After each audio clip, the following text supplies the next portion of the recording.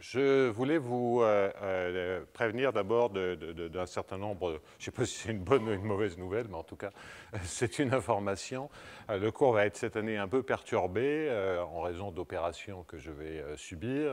Vous voyez que je boite de manière lamentable. Donc, je vais faire un peu de cours avant la première hanche.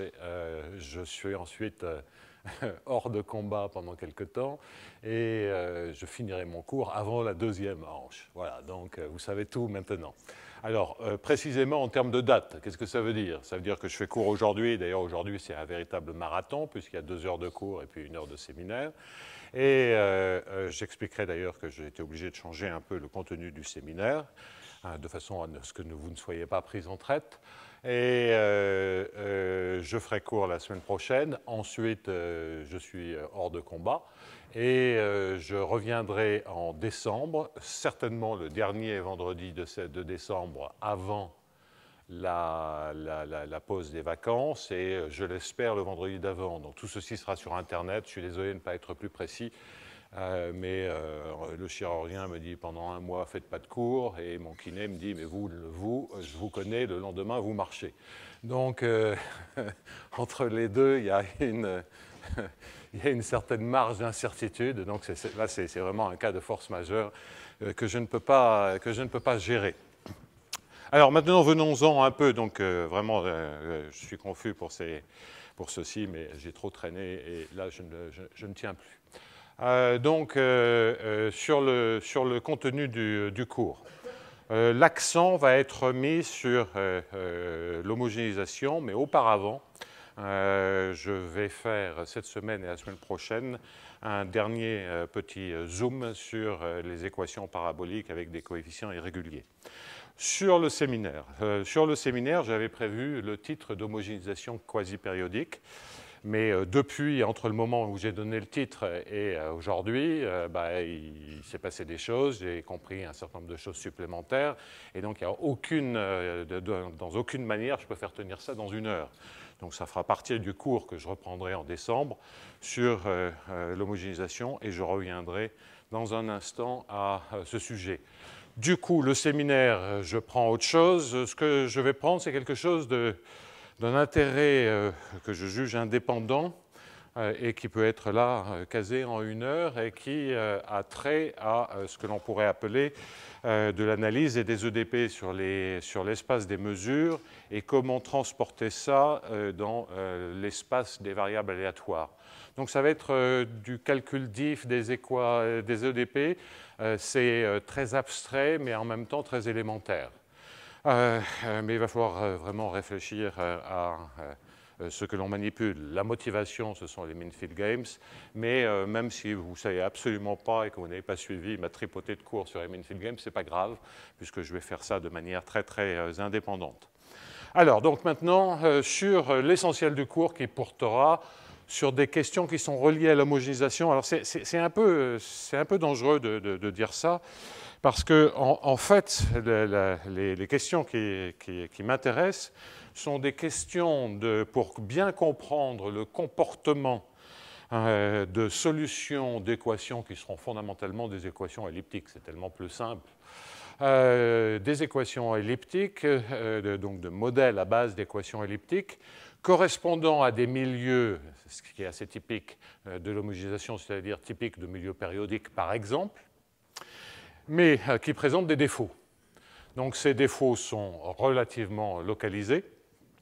Et la question, c'est donc en termes d'homogénéisation, s'il s'agit de trouver le comportement moyen, bien pour une équation elliptique, un défaut localisé, on ne le voit pas à la limite, on ne le voit pas, parce que l'équation moyenne fait abstraction du défaut. En même temps, si vous avez un matériau qui présente un défaut, le défaut, vous avez quand même envie de le voir quelque part dans la modélisation.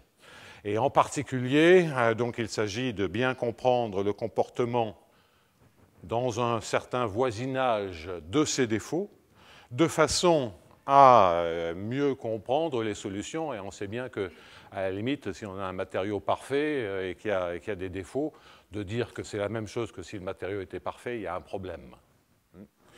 Il y a vraiment un obstacle majeur en termes de modélisation. En même temps, donc la motivation, c'est de bien comprendre ce qui se passe en présence de défauts. Alors ces défauts, je peux faire juste un petit dessin. On commencera dans une situation où la périodicité peut être pensée en termes d'un quadrillage et que tout ce produit se répète périodiquement. Et puis, quelque part, vous avez une zone contaminée, défectueuse, dans laquelle les propriétés sont différentes. Donc, comment zoomer là-dedans? Qu'est-ce que ça entraîne sur le comportement des solutions? Ce sera ce que nous analyserons pour toutes sortes d'équations. Je parlais d'équations elliptiques, mais il y aura des problèmes non linéaires. On va décliner un peu les modèles pour lesquels on peut dire ça. Une autre situation en termes de défauts, c'est de dire, vous avez une interface, et de chaque côté de l'interface, vous avez une structuration périodique. Et là encore, si on s'intéresse uniquement à des propriétés que je qualifierais de macroscopiques moyennes, bien, on prend le problème homogénéisé à gauche, le problème homogénéisé, c'est-à-dire homogène le plus proche possible à droite, avec l'interface et fin de l'histoire. Donc, du point de vue de l'homogénéisation, tout est compris. À nouveau, l'influence de l'interface, ce que ça peut entraîner de manière un peu plus fine au voisinage de l'interface, n'est pas couvert par la théorie classique de l'homogénéisation. Donc en fait, ce n'est pas vraiment de l'homogénéisation ce que je vais vous raconter, c'est en fait ce qu'on pourrait qualifier de l'homogénéisation précisée au voisinage de choses qui sont un peu plus complexes, que ce soit des défauts ou des interfaces. Donc ceci sera plus clair quand je l'aborderai. Alors, chemin faisant, quand on regarde des choses comme ceci, pour des équations elliptiques, on peut se ramener par, c'est des mots savants, et si vous ne les connaissez pas, ce n'est pas grave, à considérer qu'on a un problème que l'on peut poser sur l'interface, tout ramener à une équation sur l'interface, auquel cas, ce qu'on a sur l'interface est une structure qui se rappelle de la période de gauche et de la période de droite. C'est-à-dire qu'il y a donc deux périodes. En général, elles sont incommensurables, hein, parce que si vous prenez même en dimension 2, ou en dimension 1, si vous prenez deux réels au hasard, ben, leur rapport il a plus de chances d'être irrationnel que d'être rationnel. Donc, s'il est irrationnel, ben, on est dans une situation qui est typiquement pas périodique, mais qui est certainement presque périodique, mais qui est mieux que presque périodique, puisqu'il n'y a que deux périodes qui interviennent, un nombre fini de périodes qui intervient, et on parle de quasi-périodicité. Donc là, je m'intéresserai à l'homogénéisation, et ce sera vraiment de l'homogénéisation quasi-périodique. Et on verra que les propriétés diophantiennes de ce rapport irrationnel de période joueront un rôle sur le comportement des correcteurs dans l'homogénéisation. Donc on verra des propriétés fines. On sera obligé de faire un peu de rappeler des petites choses classiques. Je ne suis pas un expert de théorie des nombres et des nombres de Liouville et des choses comme ça, mais ça viendra assez naturellement, parce que suivant les propriétés fines de ces irrationnels, on aura vraiment des comportements très différents des correcteurs. Et puis, en fait, les techniques que je vais mettre au point pour le quasi-périodique marche aussi pour de l'homogénéisation hypoelliptique. Donc, je vais vous raconter ça, l'homogénéisation dans des situations dégénérées. Donc, ça fera un gros volume de questions que j'aborderai, je le répète, à partir du mois de décembre. Et c'est pour cela, vu le volume en question, que je ne peux pas, j'espérais pouvoir concentrer ça en un séminaire, mais ça ne tient pas. Bien, donc ça sera l'essentiel du cours, de l'homogénéisation précisée, et également des questions que je juge pertinentes pour que cette thématique d'homogénéisation serve à quelque chose. Je vais être un peu provocateur, vous me connaissez, j'aime bien. La théorie de l'homogénéisation, c'est une très belle théorie, mais en pratique, elle ne sert à rien. Bon, je vais être un peu brutal. Pourquoi elle ne sert à rien? C'est parce que quelque chose qui est parfaitement périodique, c'est un miracle. C'est tout, c'est naturel, et que c'est bien plus intéressant d'avoir des défauts qu'une situation parfaite, et beaucoup plus réaliste. Alors, ce n'est pas parce qu'on considère qu'il y a des défauts qu'on est forcément plus concret, hein, parce qu'encore faut-il les connaître, les localiser, etc., etc. Mais certainement, si on ne prend pas en compte les imperfections, on n'a aucune chance de pouvoir gérer tout un tas d'applications, je pense à des métaux irradiés, etc. etc. Bien. Alors, ensuite, un des arguments sur la théorie de l'homogénéisation, pour ceux qui le connaissent, et ceux qui ne connaissent pas, c'est pas grave, c'est une leçon de choses, c'est qu'effectivement, on écrit un problème relativement simple, et que si on doit résoudre de nombreux cas de charge, à ce moment-là, il peut être utile de passer par la résolution numérique, du problème homogénéisé. Autrement, ce n'est pas vraiment,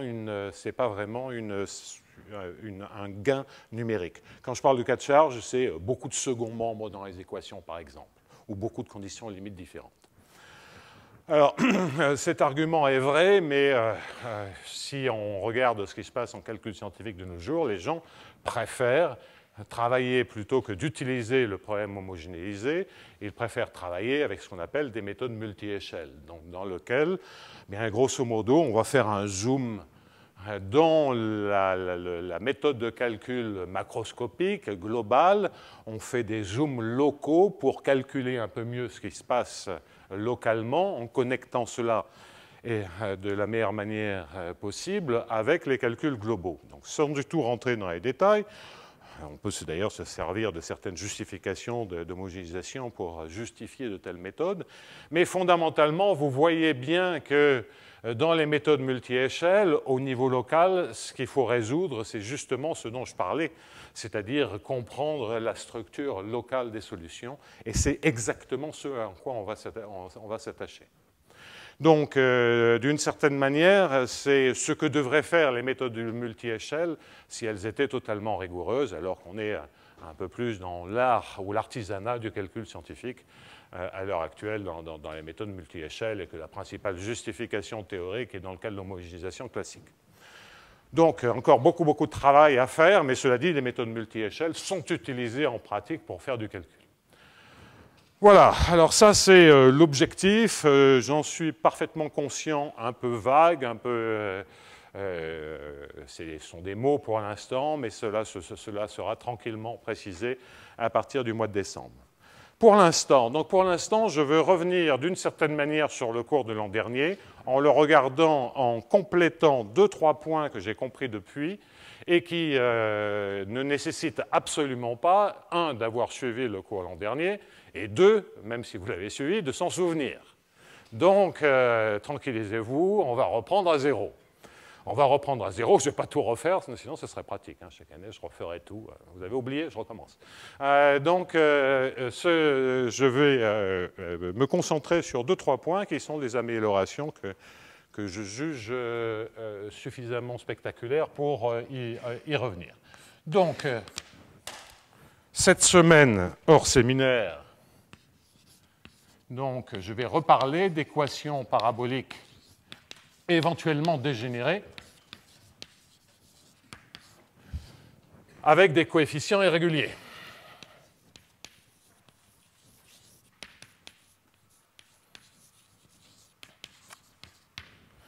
Alors donc, j'écris maintenant les équations. Je pourrais rajouter d'autres termes, comme des termes du premier ordre, des termes d'ordre 0, mais je veux vraiment me concentrer sur la partie du second ordre. Donc, ceci est l'équation que je vais regarder. On se prescrit une condition initiale. I et J varient entre 1 et D. Donc, on travaille dans RD. Comme d'habitude, je ne regarde absolument pas ce qui se passe à l'infini. Donc, pensez qu'on a des conditions aux limites périodiques pour éviter toutes les questions techniques à l'infini. T est le temps. U est une inconnue scalaire. Répéter les indices veut dire que l'on somme.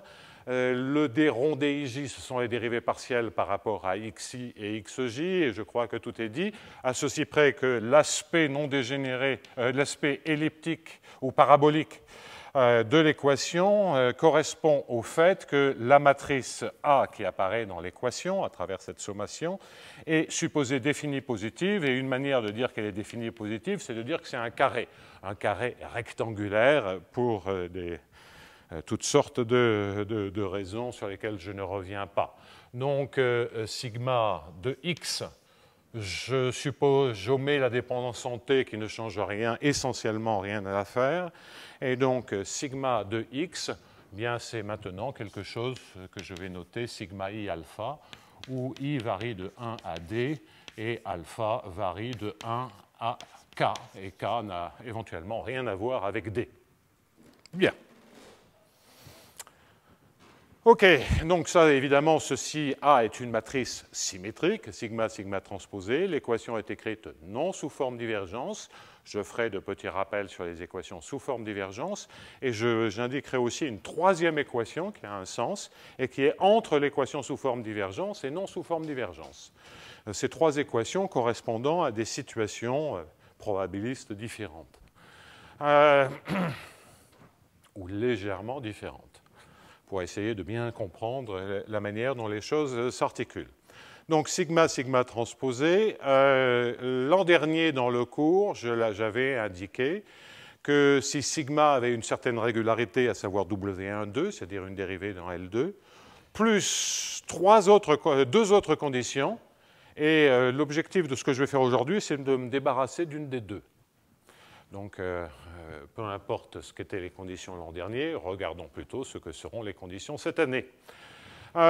Donc, là-dedans, l'hypothèse essentielle, parce qu'en dessous de ça, il y a des contre-exemples, c'est de dire que sigma appartient à W12. Alors, W12, ça veut dire que les dérivées au sens des distributions des sigma i alpha sont de carré intégrable.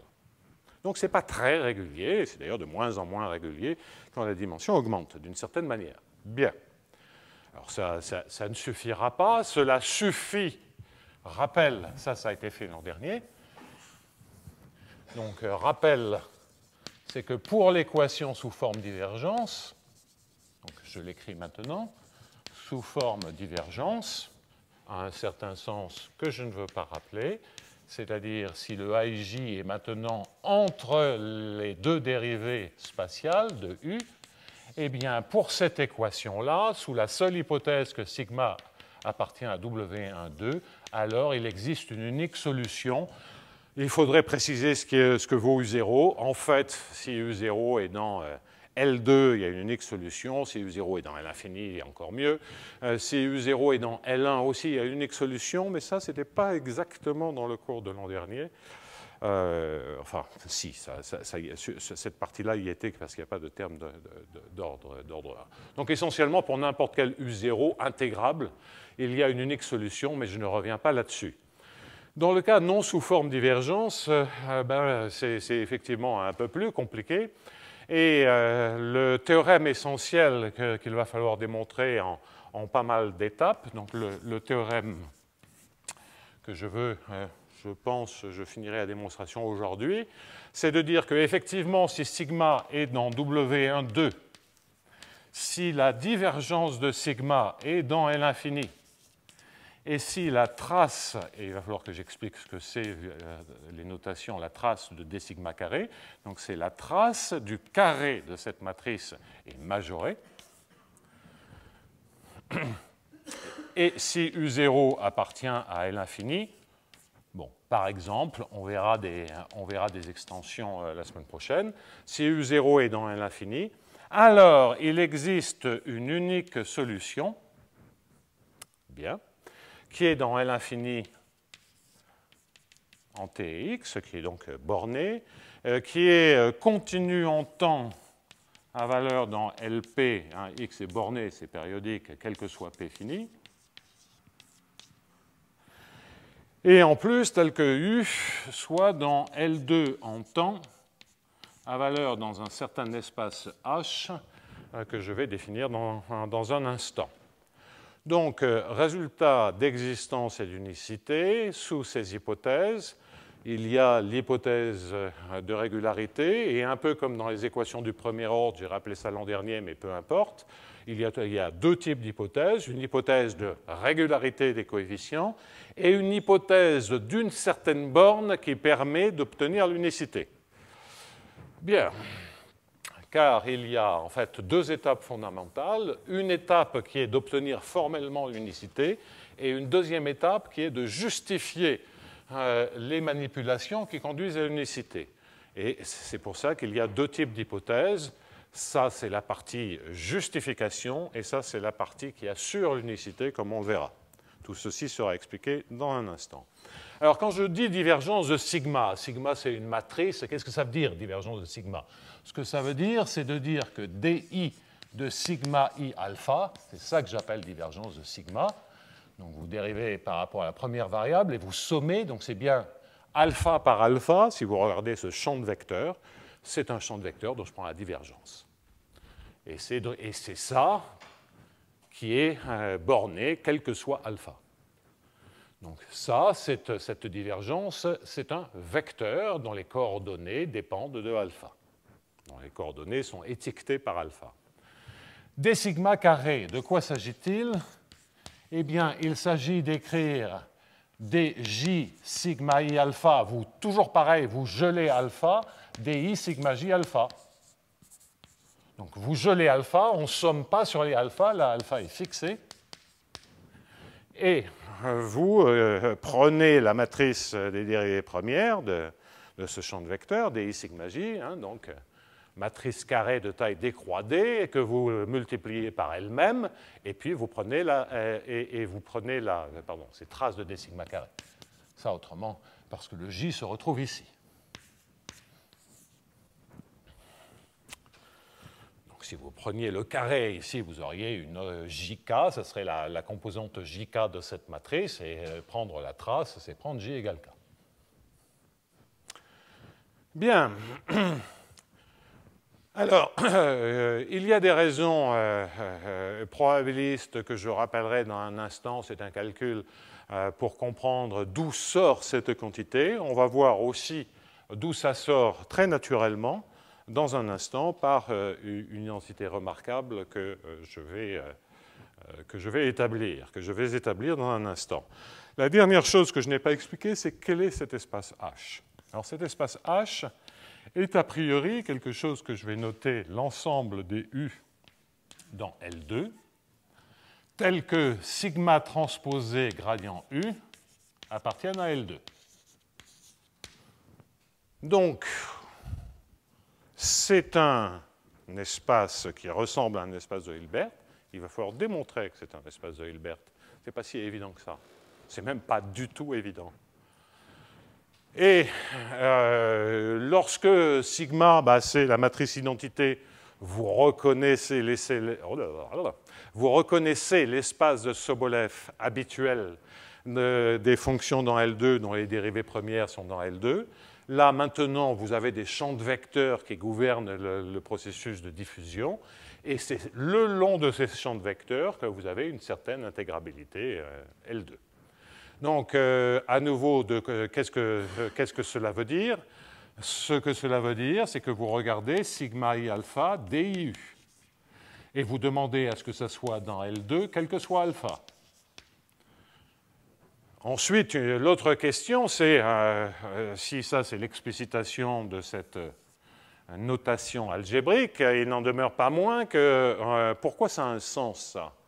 Et ce n'est pas du tout clair. U n'est que dans L2. Certes, on peut prendre DU dans L2, la dérivée par rapport à xi d'une fonction dans L2, mais multiplier ça par sigma i alpha qui est peu régulier, c'est dangereux.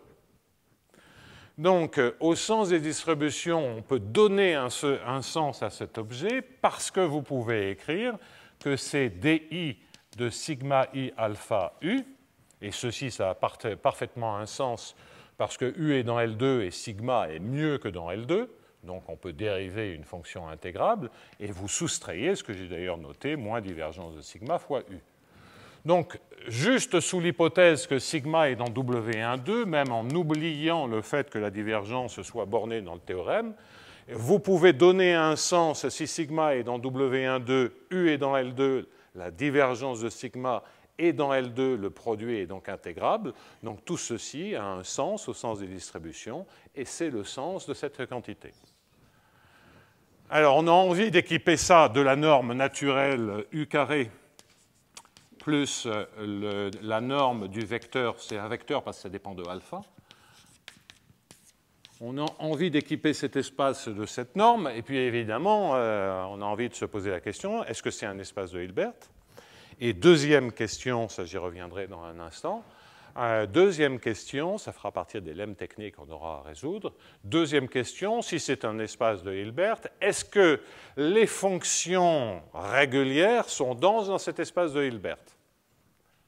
Alors c'est pourquoi on se pose cette question-là, c'est quand vous introduisez l'espace fonctionnel, si par malheur les fonctions régulières ne sont pas denses dans cet espace fonctionnel, quand vous allez commencer à prendre des dérivés, faire de la dualité, etc., vous ne savez pas si vous avez le droit de vous servir de la théorie des distributions. Pour pouvoir vous servir de la théorie des distributions, vous avez besoin d'espaces fonctionnels qui sont, d'une certaine manière, approchables par des fonctions régulières. Donc attention, on ne peut pas faire n'importe quoi avec les espaces fonctionnels. Il y a des choses à vérifier. Ça peut avoir un sens d'un point de vue abstrait, mais en pratique, pour les EDP, ça ne servira à rien si vous ne vérifiez pas cette question de densité. Sinon, vous vous exposez à des difficultés redoutables que l'on peut louper si on ne fait pas attention. Alors, pour l'instant, tout ceci est purement formel. J'ai introduit cet espace. J'ai quelque chose qui est clairement une norme sur cet espace. Je n'ai pas parlé ni de la complétude, ni de la densité des fonctions C infinies. J'ai évoqué ces questions comme des questions à résoudre. Alors, pour démontrer ce théorème, dont la démonstration est un peu longue, sans rentrer dans toutes les étapes, il y a deux étapes fondamentales. Une première étape, qui est l'unicité formelle.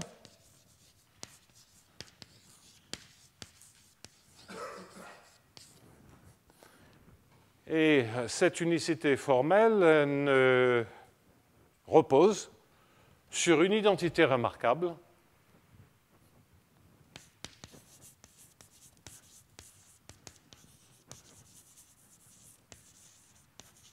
formelle, au sens où si les fonctions sont régulières, elle est vraie. Et sinon, il faudra justifier ce qu'on écrit. Donc c'est ça la signification de formelle, ça veut dire que c'est OK si les fonctions sont régulières, et sinon, ça devrait être vrai, mais il va falloir comprendre pourquoi c'est vrai. Alors, cette identité remarquable consiste à manipuler, donc ce sont des choses que j'ai un peu faites, mais vous allez voir qu'on peut les... Au fond, je vais l'énoncer, parce que ça me coûte, il faudra que coûte, je trouve ça. Donc c'est d sur dt de l'intégrale de u carré sur 2, plus l'intégrale de divergence de sigma u carré, donc ça c'est un vecteur parce que c'est alpha par alpha, et il y a un 1,5 devant, est égal à l'intégrale de 1,5 de trace de d sigma carré, plus divergence de sigma au carré, fois U2. Donc c'est particulièrement compact. C'est une identité de type identité d'énergie pour des équations qui ne sont pas conservatives. Donc c'est une surprise.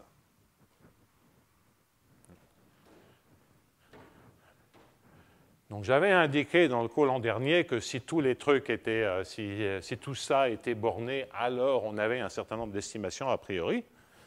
Hein, si divergence sigma est dans l'infini, trace de d sigma carré est majorée. Mais en fait, on peut réarranger ceci pour ne faire apparaître que des carrés de manière à avoir une expression beaucoup plus compacte.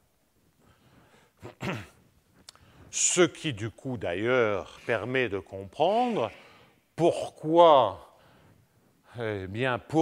l'unicité peut être espérée lorsqu'on fait l'hypothèse sur la divergence et sur une majoration par-dessus de la trace de d sigma carré, parce que, évidemment, donc en changeant de couleur. Évidemment, démontrer l'unicité, c'est de vérifier que si la condition initiale est nulle, alors la solution reste nulle. Et pour ce faire, qu'est-ce qu'il suffit de dire? Il suffit de dire que si je me sers maintenant des hypothèses que je souligne en rouge, eh bien, certainement, tout ceci se majeure par C fois U2 sur 2, intégrale de U2 sur 2, tandis que ceci est bien entendu positif ou nul, et vous avez donc une inégalité différentielle sur la norme L2 de type Gromval, qui vous assure que si la condition initiale est nulle, alors, au moins formellement, la solution doit rester nulle de par cette inégalité de Gromval. Donc cette identité remarquable entraîne l'unicité.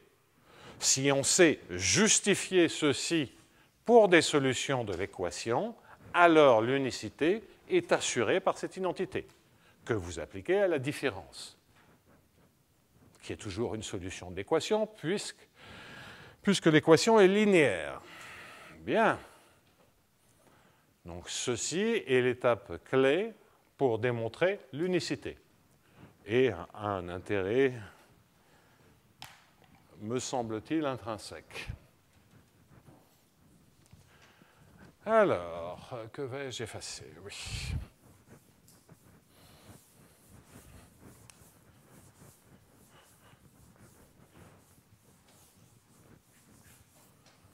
Alors, avant de faire la démonstration, à ce moment-là de l'exposé, je vais peut-être faire une petite remarque.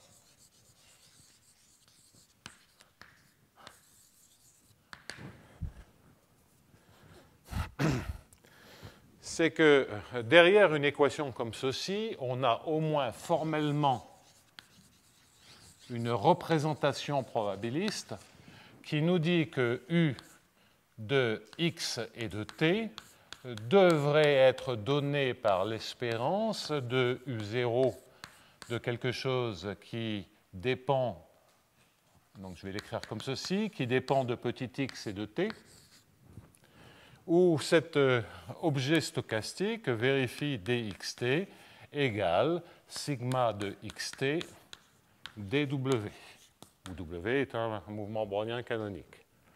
Donc ça veut dire que la ième coordonnée est donnée par sigma i alpha dw alpha. Donc il y a k mouvements browniens indépendants canoniques. Bon, donc c'est cette représentation et le petit x. Donc quand je mets le t en bas, c'est simplement dire que c'est rappeler la dépendance en t en oubliant la dépendance en x, qui est simplement la condition initiale.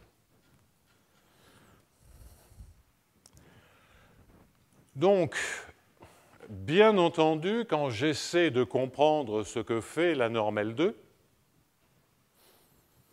eh bien, je suis en train, quelque part, de vouloir dire des choses sur le jacobien, JT, qui est dxt sur dx, et la valeur absolue veut dire le déterminant. Il se trouve que le déterminant est toujours positif, parce que on a une équation linéaire pour le flot tangent et que l'on part de la matrice identité. Donc, le déterminant reste toujours strictement positif. Et en fait, si vous pensez en termes de changement de variable, on ne peut pas faire de démonstration probabiliste de cette... Enfin, je ne sais pas faire une démonstration probabiliste de cette identité remarquable. C'est l'inverse du jacobien qui va contrôler, qui devrait contrôler la manière dont la norme L2 évolue, puisque c'est à travers l'inverse de ce jacobien, c'est un changement de variable, si vous voulez, que l'on va mesurer la manière dont les trajectoires varient en fonction de x, s'écartent ou se rapprochent lorsque x varie. Et l'observation, donc si j'appelle ça delta t, eh bien c'est qu'on a une équation qui est l'équation suivante, qui est moins divergence de sigma fois delta dw. Donc ça, c'est, si vous pensiez en termes d'équation différentielle ordinaire, dire que le jacobien inverse est gouverné par cette équation, c'est le théorème de Liouville. C'est juste de dire que c'est la divergence du champ de vecteurs qui donne l'évolution du jacobien le long d'un flot. Mais c'est un terme stochastique, c'est un terme de Ito, et ce que vous avez en plus, eh bien, c'est précisément nos deux amis, un demi de trace de d sigma carré, plus divergence sigma carré, fois delta t dt. Et donc ça, comme en moyenne, en espérance, ça vaut 0, puisque le brownien a une moyenne nulle, bah vous voyez bien que l'espérance de delta t, la croissance de l'espérance de delta t est gouvernée par ceci. Donc de la même façon que pour un flot déterministe, la croissance, la compression, l'expansion d'un flot déterministe est gouvernée par la divergence du champ de vecteurs. Si la divergence est nulle, la mesure de Lebesgue est invariante, le volume est invariant, théorème de Liouville. Si la divergence est négative, on a des phénomènes de compression. Si la divergence est positive, des phénomènes d'expansion. Mais c'est la divergence qui contrôle la manière dont le volume évolue dans le flot. Et dans un flot stochastique en moyenne, en espérance, c'est gouverné non plus par la divergence, mais par cette expression, par cette quantité un peu plus compliquée, mais c'est un flot d'une nature différente. Donc, tout ce que je veux dire, c'est que ce n'est pas une démonstration de l'unicité, ce n'est pas une démonstration même d'une borne L2, c'est une analogie qui permet de comprendre que, aussi bien du point de vue des EDP que du point de vue des probas, cette quantité apparaît naturellement et que c'est l'analogue stochastique de la divergence d'un champ de vecteurs, comme l'avait observé il y a fort longtemps, plus d'un siècle et demi, Liouville. Bon. Alors, maintenant qu'on se dit ce terme, il doit y être, pourquoi il y est faisons le calcul qui montre qu'il y est.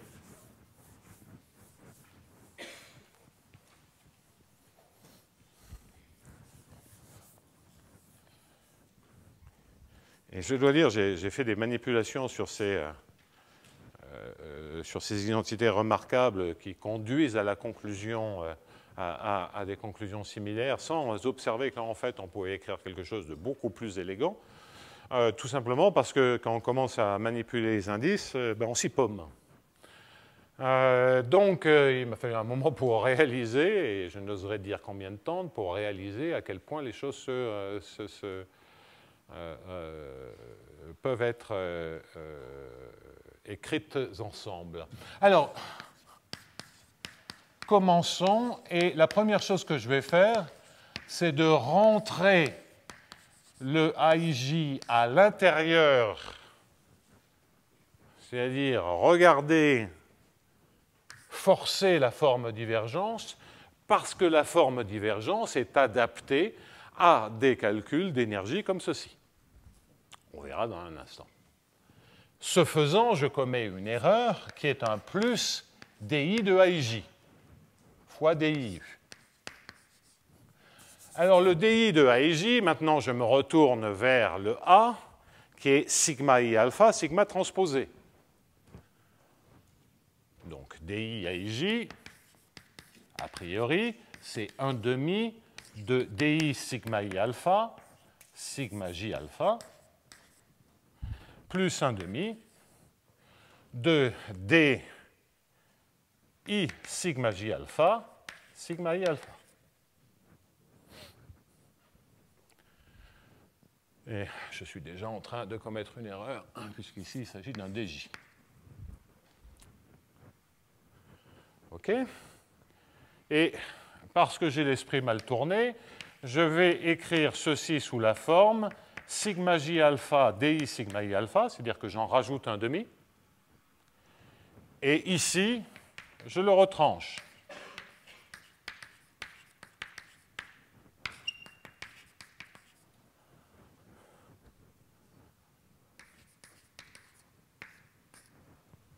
OK? Et normalement, avec des 1,5, oui, c'est ça. Et c'est cela que je dois reporter devant le DJU. Donc c'est tout ceci que je dois mettre devant le DJU. Alors, regardons le premier terme, et après il y a cette différence. Le premier terme, de quoi s'agit-il? DI de sigma I alpha, c'est divergence de sigma. Donc ça, je l'écris ici, c'est divergence de sigma. Sigma J alpha DJU, c'est ce que j'ai appelé sigma transposé gradient U. Donc tout ça, c'est le terme qui est ici. Que me reste-t-il?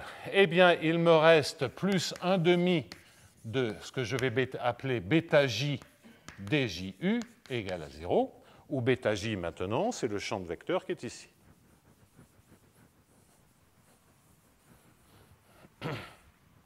Donc, avec bêta J, qui est 1,5 de sigma I alpha, DI sigma J alpha, moins DI sigma I alpha, sigma J alpha.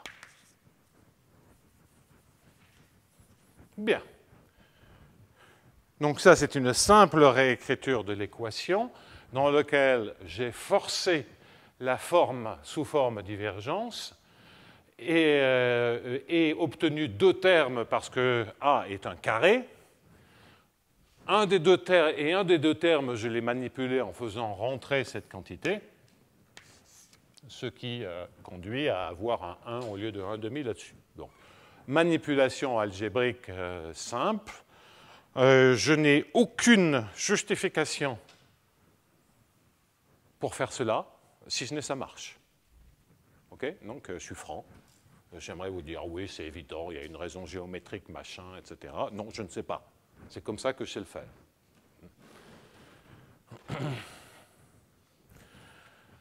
Alors maintenant, je peux multiplier l'équation par U, faire le plus d'intégration par partie que je peux, et en intégrant sur la cellule de périodicité, de sorte que je n'ai pas de terme de bord.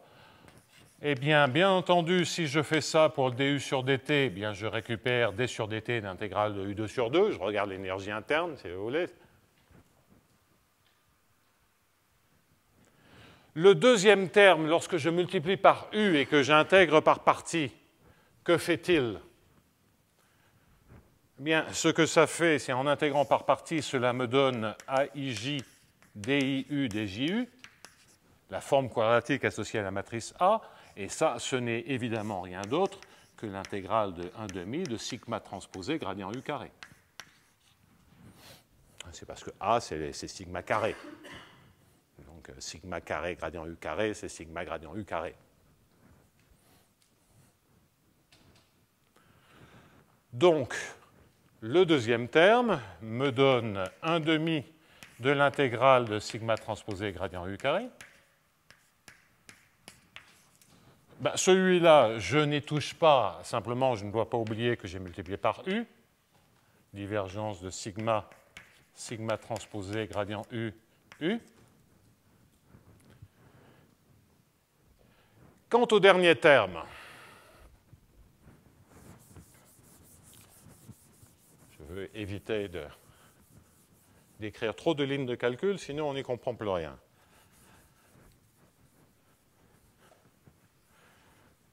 Oui, je vous rappelle ma phrase favorite, hein, c'est les maths, on ne les comprend jamais, on s'y habitue. Donc,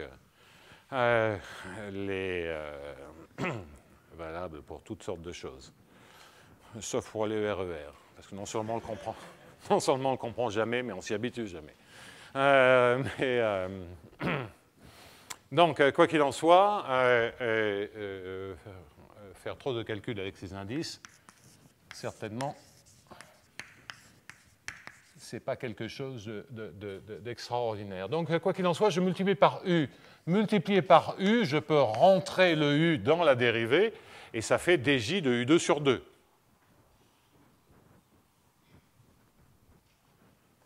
Que je devrais rajouter à ce bilan et conclure égal à 0.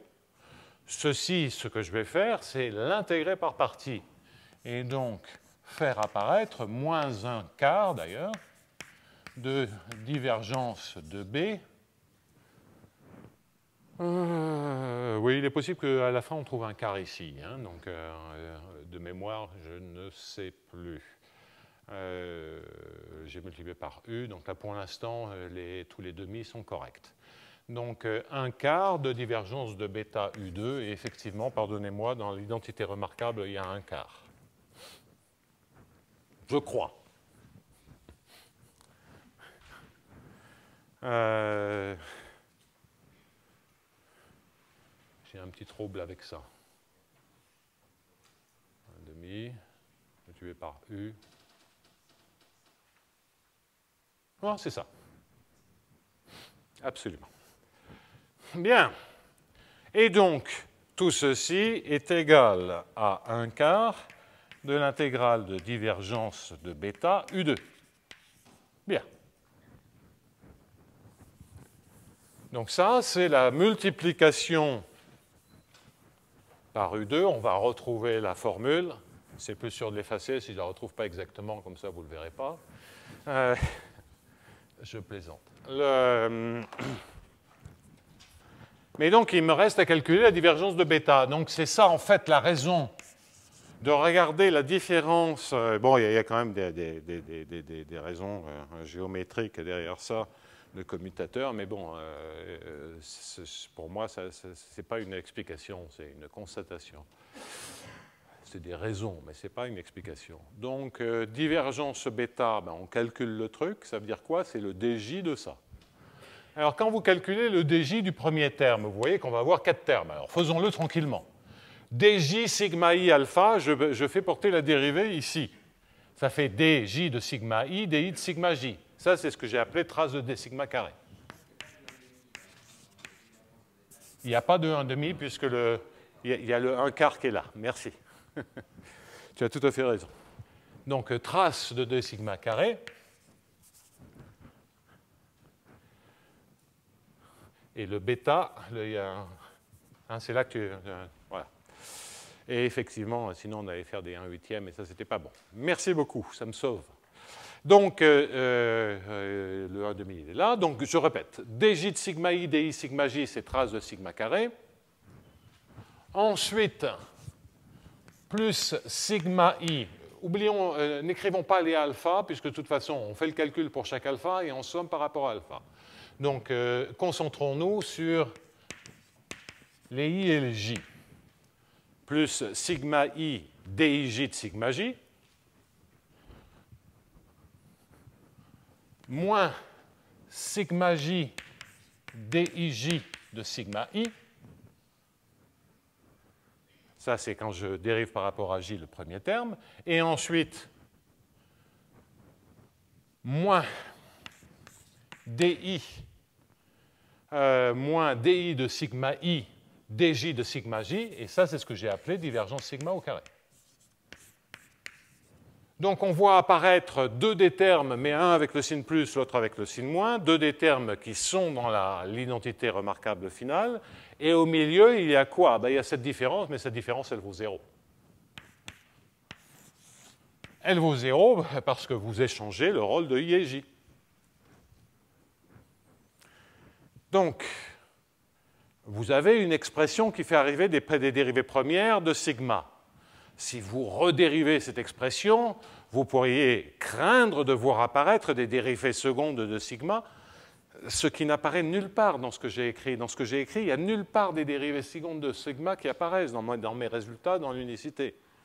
Et la raison pour laquelle ça n'apparaît pas, c'est qu'effectivement, il y a cette compensation, c'est pourquoi je parlais de commutateur, qui fait que ce que l'on a ici, ben, il n'y a pas de dérivée seconde. Donc là, on est presque au bout de nos peines. Donc je remplace divergence bêta par ce que c'est-à-dire trace de d sigma carré moins divergence sigma carré, le tout U2,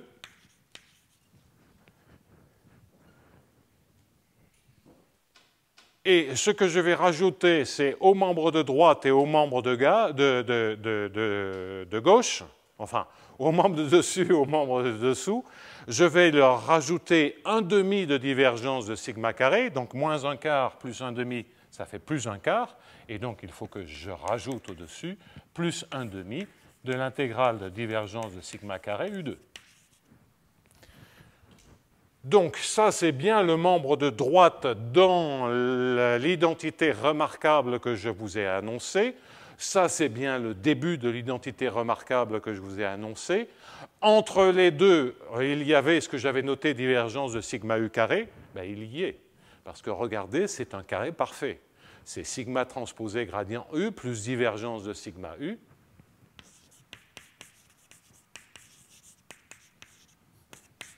Carré. Avec un 1/2. C'est tout ça. On constate. Et une fois qu'on a fait cette constatation, on constate en plus que tout ceci peut se réécrire particulièrement simplement sous la forme de divergence de sigma U. C'est exactement ce que c'est.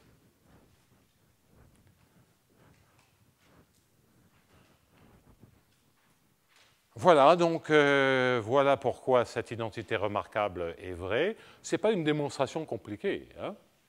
Simplement une manipulation générale, et c'est une identité remarquable de type énergie qui fait apparaître le terme qui gouverne la production, entre guillemets, d'énergie. Ce n'est pas conservatif, hein, ce genre de truc. Et ce terme, c'est relié au théorème de Liouville, tout cela, hein, avec le fait que si vous êtes dans une équation de transport, bien que vous écrivez une identité d'énergie, ben vous aurez la divergence du champ de vecteur à droite. Et donc là, au lieu d'avoir la divergence, vous avez en termes de production potentielle d'énergie cette quantité. On a vu l'interprétation stochastique qui montre pourquoi ça doit être là. Et en même temps, c'est une équation de diffusion. Donc, si ceci produit quelque chose, vous avez quand même une dissipation, hein, qui est mesurée par divergence de sigma U. Bon. Voilà, je n'en dis pas plus, mais c'est une entité que je juge quand même. Enfin, moi, ce qui me surprend le plus, c'est qu'on ne l'ait jamais découverte auparavant, parce que ça fait quand même des décennies qu'on manipule ces équations paraboliques, et c'est totalement général. Et pas totalement inutile. Bien.